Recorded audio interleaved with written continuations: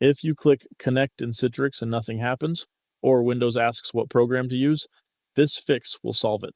This happens because Windows doesn't always associate the .ica file type with Citrix Workspace automatically, especially after a reinstall or update.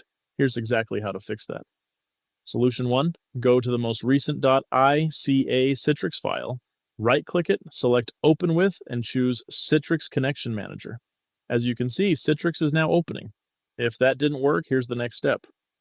Solution 2, go again to the most recent .ica Citrix file, right-click it, select Open With, and click Choose Another App. In the new window, select Choose Another App on this PCE. Now navigate to your Windows C drive, then Program Files, x86, then Citrix, then ica Client.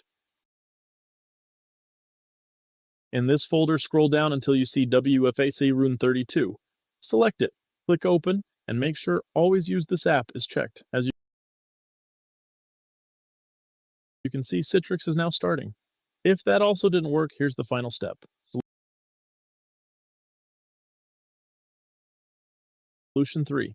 Uninstall Citrix Workspace. Open Windows Search, type Citrix, and click Uninstall. Then search for Citrix again to confirm it's fully removed.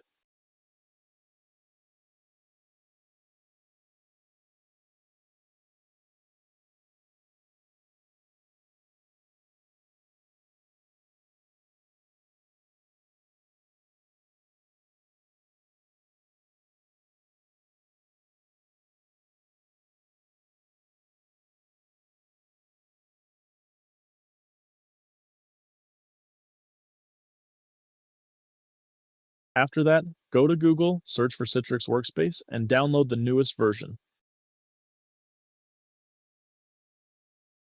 Sometimes an older version will also solve the problem.